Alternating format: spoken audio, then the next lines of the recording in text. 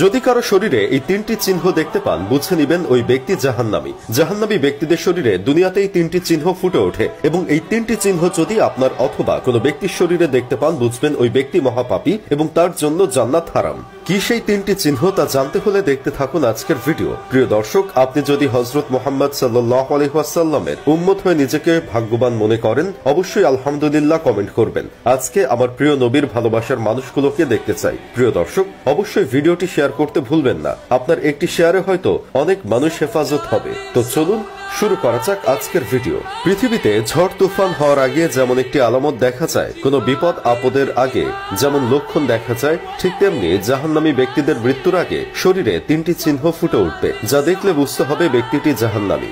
জাহান্নামী ব্যক্তিদের শরীরে প্রকাশ পাওয়া চিহ্নের মধ্যে প্রথম চিহ্নটি হলো তার চেহারা কালো হয়ে যাওয়া। আল্লাহ তাআলা প্রত্যেকটা মানুষকে আল্লাহ প্রদত্ত নূর দ্বারা সৃষ্টি করেছেন, কিন্তু যে ব্যক্তি একটানা পাপ কাজ করতে থাকবে আল্লাহ তাআলা তার চেহারা থেকে রহমতের নূর উঠিয়ে নেয়। তাই যে ব্যক্তির দেখবেন দিন দিন চেহারা কালো হয়ে যাচ্ছে, ফ্যাকাশে হয়ে যাচ্ছে, দেখতে ভালো লাগছে না, বুঝে নেবেন ওই ব্যক্তিটি পাপ বেশি করে এবং এ কারণেই তার চেহারা থেকে আল্লাহ প্রদত্ত নূর উঠিয়ে নিয়েছেন।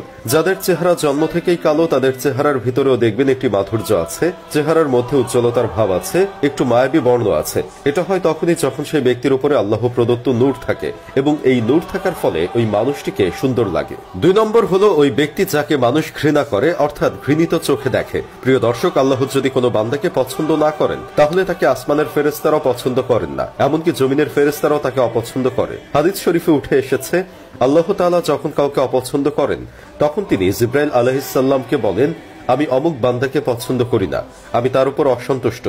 তখন জিবরাইল আলাইহিস সালাম ওই বান্দার উপর অসন্তুষ্ট হয় এবং সপ্তম আকাশে ঘোষণা করে দেন যে ওই ব্যক্তি আল্লাহর অপছন্দনীয় একজন বান্দা। তখন সপ্তম আকাশ থেকে সেটি প্রচার করতে করতে জমিনে থাকা ফেরেশতারাও তার উপরে অসন্তুষ্ট হয়। এজন্য মানুষও তাকে পছন্দ করে না। তাই যদি কাউকে দেখলে ঘৃণা লাগে, পছন্দ না হয়, দেখতে ভালো না লাগে, তাহলে বুঝতে হবে ওই ব্যক্তিটি জাহান্নামী। এবং 3 নম্বরে রয়েছে রিজিকের বারাকা কমে যাওয়া, সফলতা না পাওয়া। উক্ত ব্যক্তি যেদিকে হাত দেয় সেদিকেই ব্যর্থ হয়, ব্যর্থতা যেন তার পিছু ছাড়ে না। টাকা পয়সা অঢেল কামালেও তাতে বরকত থাকে না। গচ্ছিত টাকা কিভাবে খরচ হলো তার হিসাব সে রাখতে পারে না।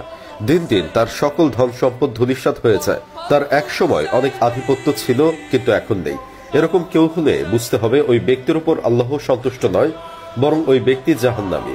আল্লাহ আমাদের সবাইকে জাহান্নামের কঠিন আযাব থেকে রক্ষা করুন, আমিন।